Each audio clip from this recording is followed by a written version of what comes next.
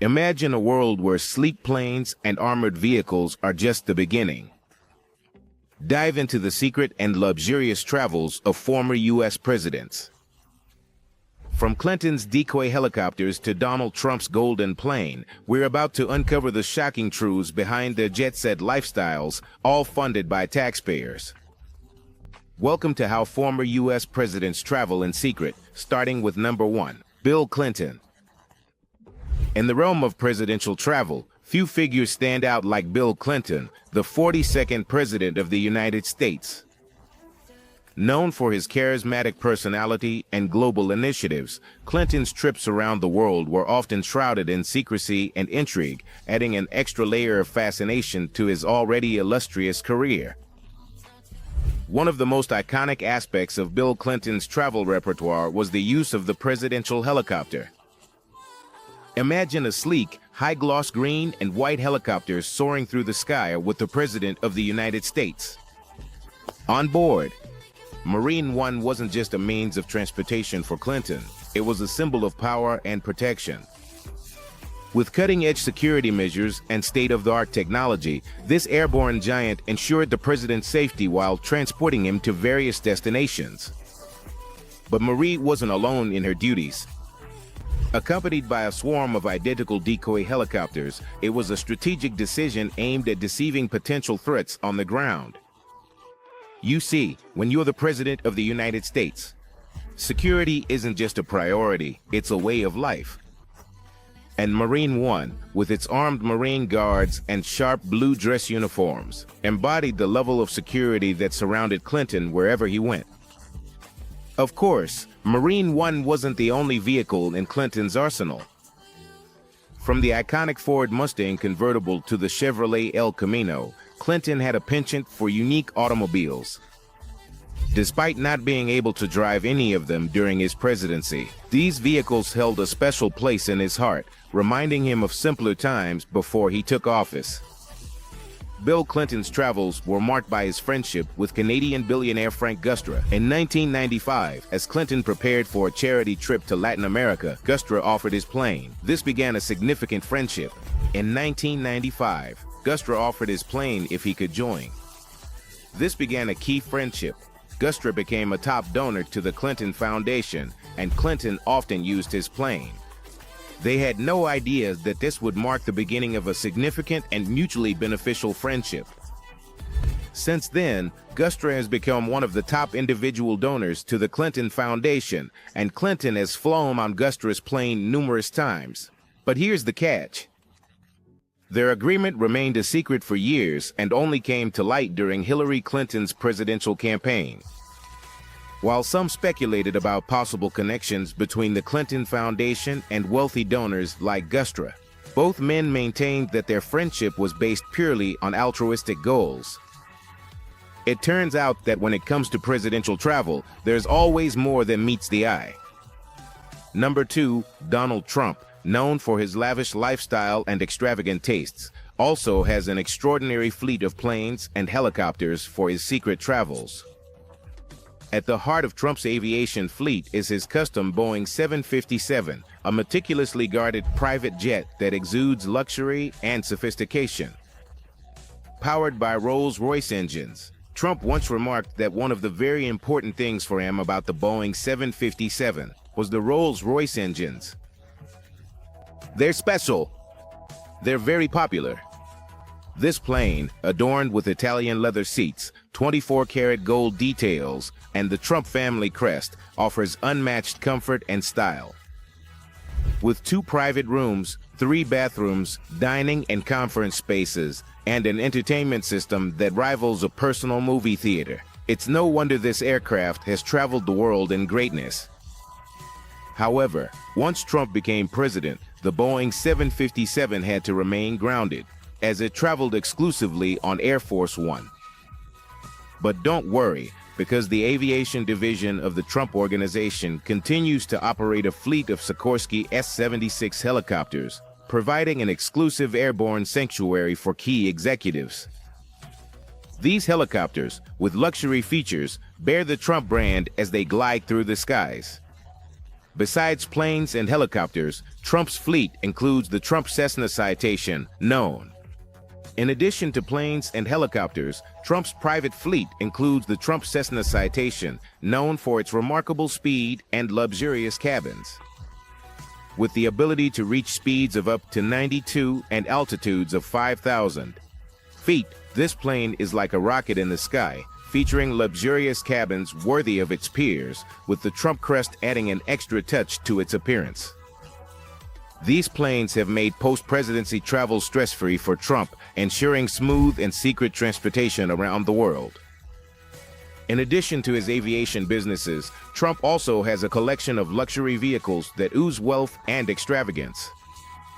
However, due to security concerns and legal restrictions placed on former presidents, Trump can't drive these extravagant cars on public roads, which ensures his safety and avoids security issues.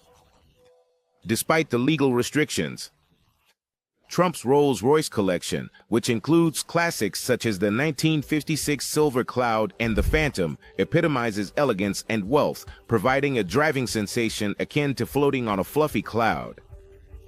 Trump's vehicle collection also includes legendary supercars such as the 1997 Lamborghini Diablo and the Tesla Roadster, showcasing his interest in cutting-edge technology and automotive innovation. However, these cars remain stationary displays of opulence and serve as reminders of Trump's passion for luxury and extravagance. Despite these restrictions, Trump's collection also includes a 24-karat gold mincer, a unique addition that stands out as a symbol of his lavish lifestyle. While these cars may serve as stationary showcases of opulence, they continue to reflect Trump's taste for the finer things in life. So, the next time you're stuck in traffic, remember that even former presidents dream of the fast lane. Number 3. George Bush. When it comes to navigating discreetly around the world, former President George W. Bush has a unique story to tell. Let's dive into the intriguing world of how George Bush, the 43rd president of the U.S. Bush has a unique story to tell. Let's dive into the intriguing world of how George Bush, the 43rd president of the U.S., travels in secret amidst political turmoil. The security of President Bush has been paramount. Travels in secret amidst political turmoil. The security of President Bush has been paramount. In past instances, he was rushed to Sarasota International Airport, where the presidential convoy quickly fortified Air Force One for a notable departure. As he boarded the plane, President Bush found refuge soaring into the sky while Air Force One shielded him and the nation from the unfolding crisis. But what about life after the presidency? Well, George Bush has become a global force for good through the George Bush Institute's Human Freedom Initiative. His extensive travels, more than just trips, have turned into a mission dedicated to humanitarian causes around the world. From Africa to Asia, each flight helps tackle crucial issues like healthcare and education. It's a unique blend of diplomacy and genuine concern that turns thousands of frequent travelers into a tool for positive change. However, all of his post-presidency travels are done on private jets, ensuring a high level of security and discretion. Protected by solid security measures, their air travel maintains a confidential and controlled environment, offering flexibility and efficiency in their global efforts. It's a delicate balance between security imperatives and impactful global initiatives. So, how does President Bush navigate the roads? Well, he spends his post-presidency days at the Prairie Chapel Ranch, a serene 1,600-acre retreat in central Texas. Here he finds comfort fishing, painting, and driving freely along the roads of the property. And what's his preferred vehicle? A Ford F-150 King Ranch that reflects his Texan roots and embraces the rugged spirit of the state and its people. At a unique 2017 auction at Barrett-Jackson, his 2009 King Ranch Super Team raised a whopping $300 for use in charities, showcasing the enduring legacy of a president who continues to make a difference. Every scratch and scrape of its current 150 tells the story of a true workhorse that dominates the vast Texas landscape on the family's sprawling property. Whether flying high or hitting dusty trails, the secret travels of George W. Bush's travels are a testament to the enduring spirit of exploration. Because who says you can't teach an old president new tricks? Number 4. Barack Obama.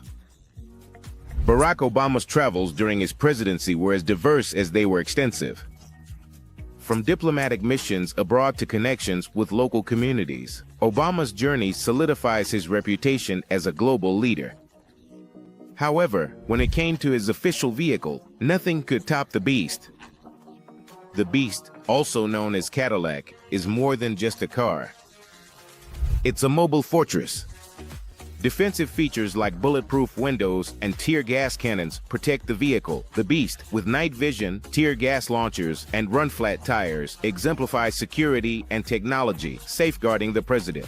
Its armor, with a formidable thickness of 5 inches, is military-grade, ensuring the safety of the commander-in-chief at all costs. With night vision cameras, tear gas grenade launchers, and the ability to drive on a flat tire, the Beast stands as a marvel of security and technology, a symbol of the efforts made to ensure the president's secrecy and protection. But when it comes to personal style, Obama's car collection tells a different story.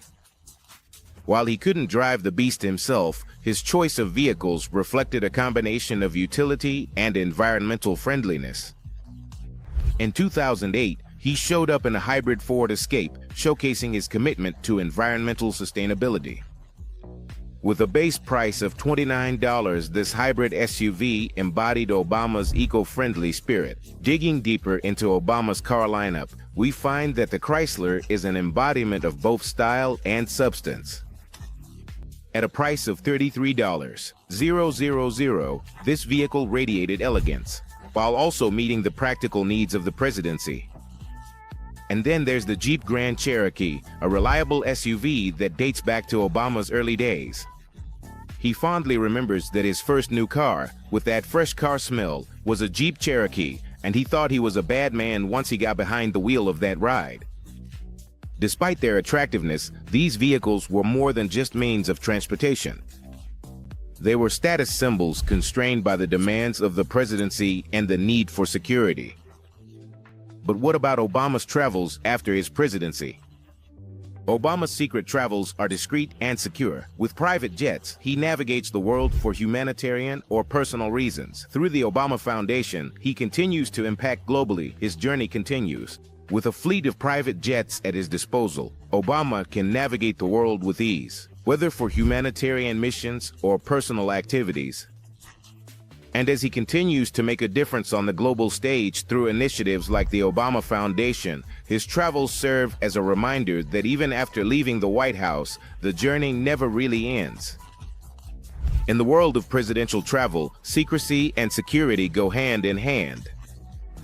From the impenetrable fortress of the Beast to the eco-friendly elegance of his personal vehicles, Barack Obama's travels provide a glimpse into the complexities of life in the public eye. As he continues to chart his course after the presidency, one thing remains true. Whether by land or air, Obama's journey is nothing short of extraordinary.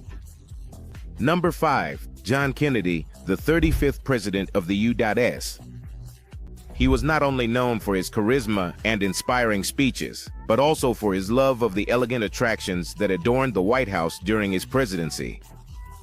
Despite facing threats due to the tensions of the Cold War and his progressive stance on civil rights, Kennedy's appreciation for luxury and innovation extended to his choice of cars.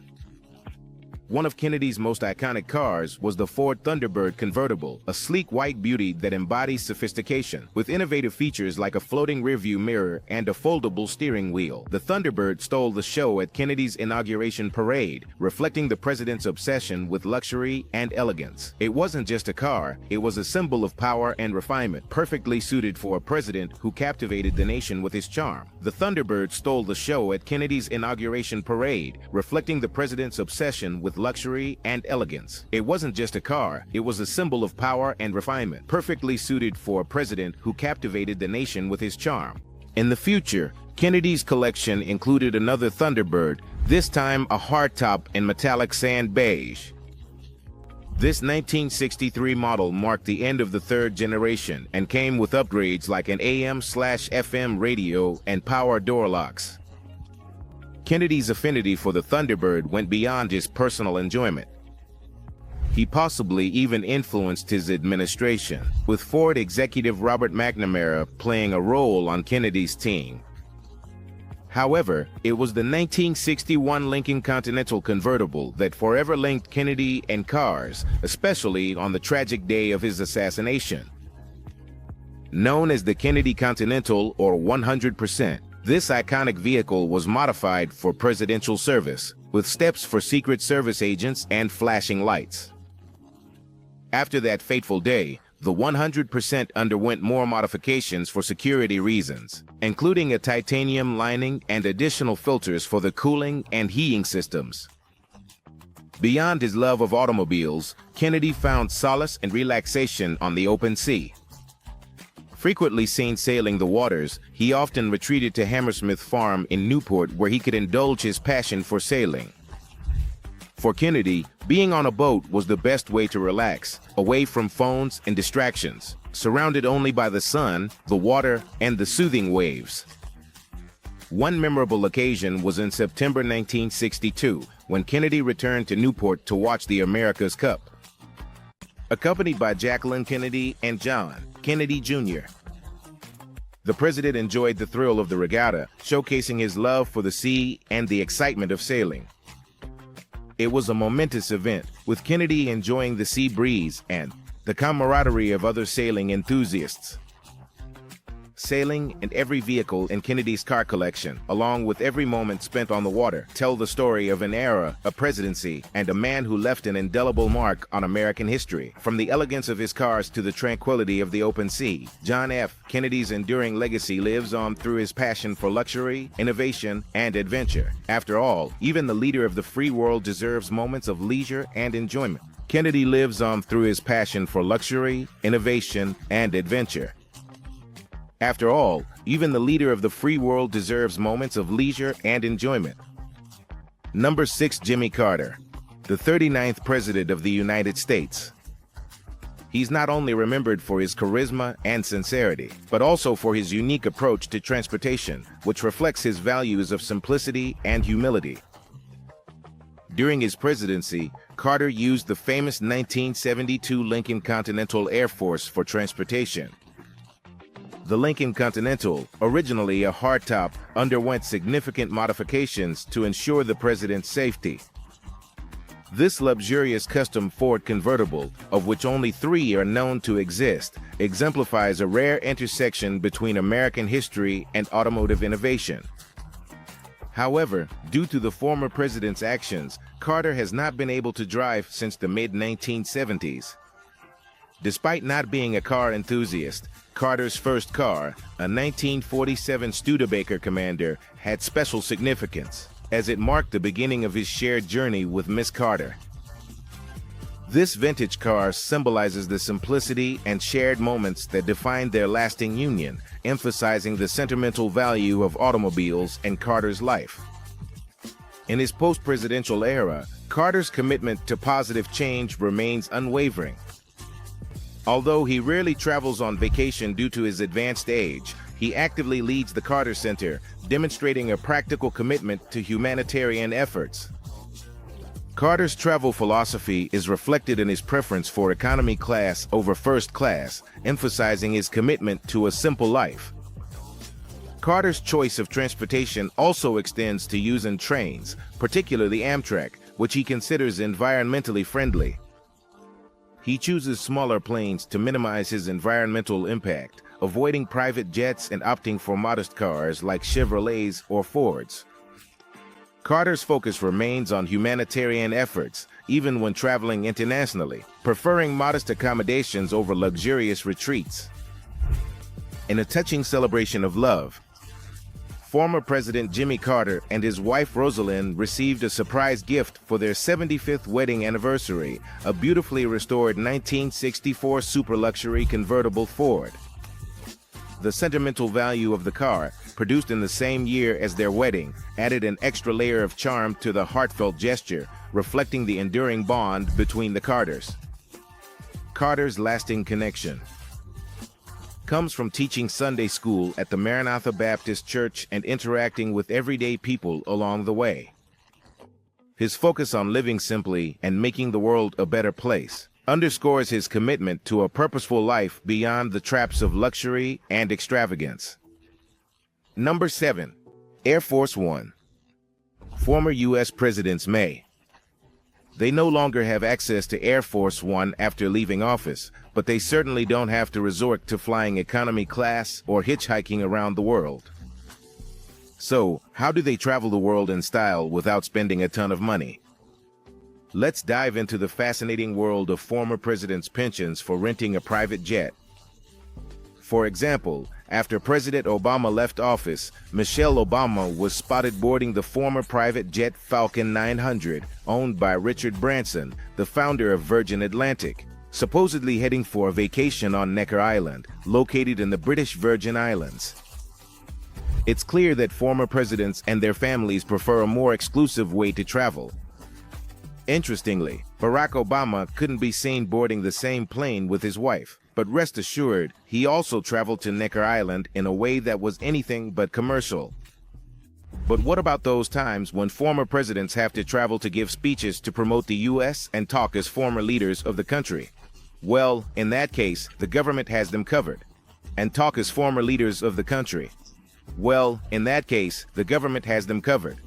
Pretty literal. The Former Presidents Act of 1958 ensures that certain funds are allocated to former U.S. presidents for travel related to their previous office. This means that if a former POTUS is scheduled to speak at an event representing the U.S., the travel expenses would be covered. And here's the catch. The former POTUS and their spouse don't just get a blank check for their travel expenses.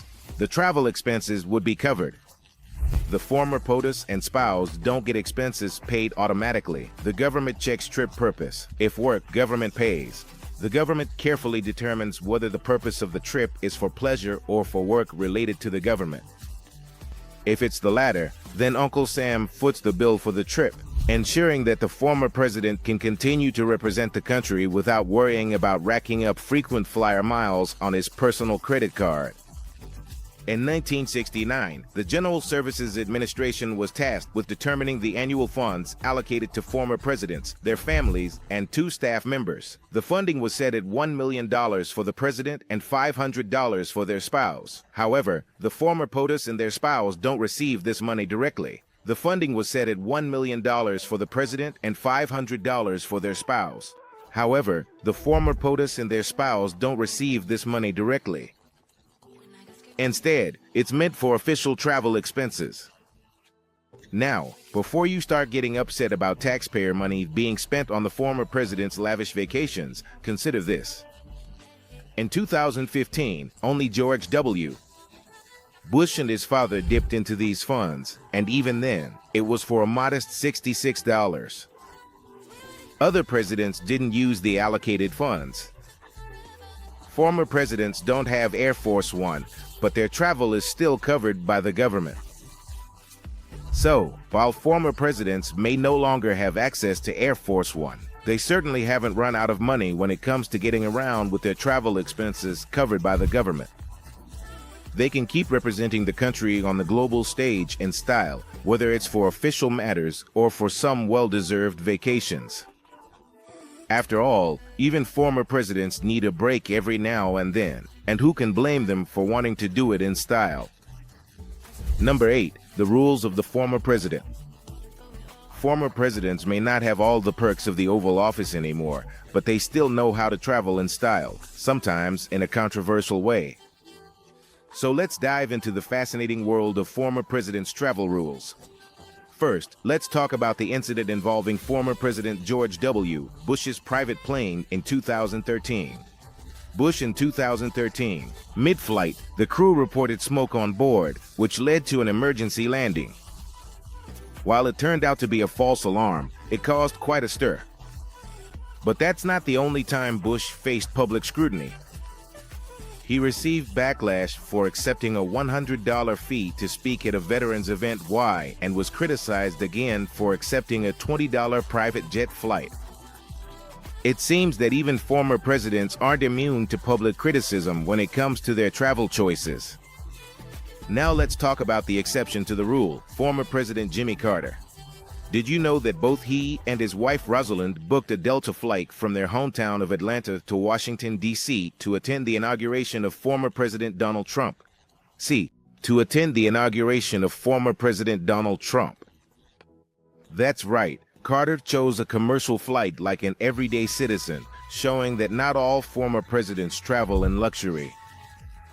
Speaking of luxury, let's talk about former President Trump. Even before flying on Air Force One, Trump was used to the good life. His private Boeing 757 featured gold buckles, its own watermark, one interior as luxurious as the Air Force's. When it was time to leave the White House, Trump and his family boarded Marine One, the presidential helicopter, before flying to Florida on Air Force One for the last time. Now, Trump will still be chauffeured by the Secret Service, but when it comes to renting private jets, he really doesn't have to lift a finger. But what about the public's perception of former presidents who rent planes? Well, it's a mixed bag. While some argue that it is a necessary expense to maintain the dignity of the office, others see it as a misuse of taxpayers' money. Presidents Clinton, Obama, Bush, and Trump used taxpayer money for travel and earn from speeches. Bush and Trump often travel with private funds thanks to taxpayer money, while raking in considerable sums from speaking engagements, book deals, and merchandise sales. Interestingly, the former president's law was enacted after President Truman left office nearly bankrupt, unable to afford his own home. However, the financial situations of the current former presidents are very different, leading some to question the need for the trips to be funded by taxpayers. So what is your opinion on former presidents renting planes? Is it a necessary expense or an unnecessary luxury? Let us know in the comments below. Nike Air Force One. Just a mention of this iconic plane brings to mind images of power, prestige, and presidential authority.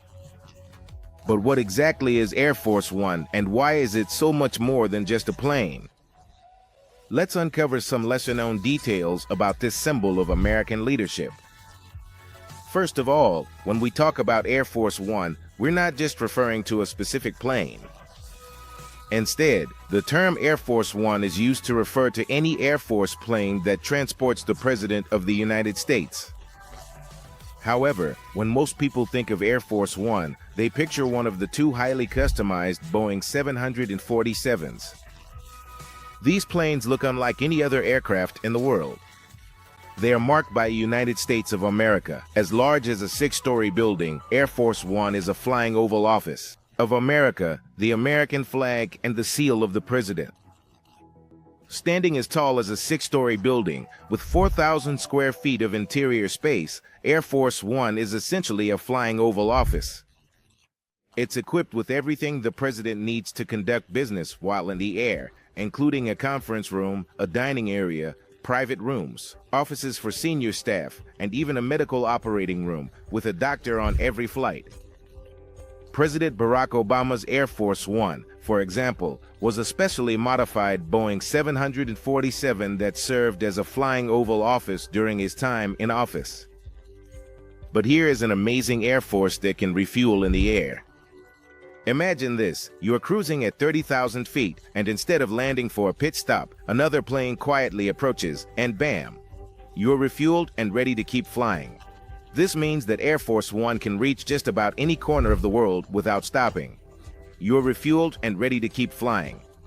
This means that Air Force One can reach virtually any corner of the world without stopping.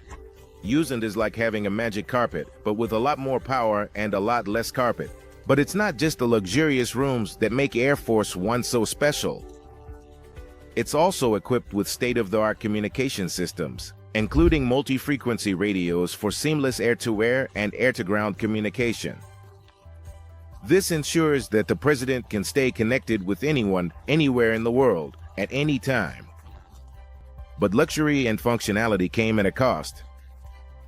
President Obama's Air Force One was the most expensive to operate, with an estimated cost of $200 per hour. This high price highlighted the importance placed on ensuring the president's air travel is safe and discreet, especially in an era marked by heightened security concerns. Security was paramount in every aspect of Air Force One's operation. From takeoff to landing, rigorous processes were put in place to safeguard the president and ensure smooth operations during flights. Whether it's traveling to tornado-ravaged areas in Oklahoma, attending international summits in Beijing, or celebrating anniversaries with the First Lady, Air Force One has provided a dignified and safe means of transportation for the president and his family. Throughout its historic journey, Air Force One has traveled to some of the most remote and challenging places in the world. From Austin, New Mexico, and Houston to Beijing, Afghanistan, and beyond. Air Force One has served as a mobile workspace for presidents as they handle important diplomatic missions, address national emergencies, or simply travel for personal reasons. However, Air Force One isn't the only option for post-presidency travel. Former First Lady Michelle Obama was photographed boarding Sir Richard Branson's private jet, the Falcon 900X, on her way to a vacation in the British Virgin Islands. While President Obama's travel arrangements were not honored, it's safe to assume he did not opt for a commercial flight, given the lifetime protection the Secret Service provides to all former presidents and their spouses.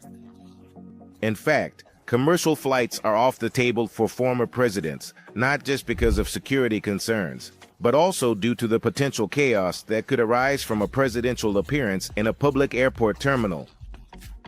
Private jets have become the preferred option for safe and discreet post-presidency air travel, allowing former presidents to take to the skies without compromising their security or privacy. Air Force One, however, remains the pinnacle of presidential air travel. It's not just a plane, it's a symbol of American power and prestige. Since President John F. Kennedy on a specially modified Boeing 707 to President Obama's tenure aboard a customized Boeing 747, Air Force One has played a central role in shaping presidential travel and diplomacy for decades. In conclusion, Air Force One represents more than just a means of transportation for the president. It embodies the strength, dignity, and authority of the highest office in the country. As former presidents navigate life after the White House, Air Force One remains a symbol of their enduring legacy and the unique challenges and privileges of presidential travel.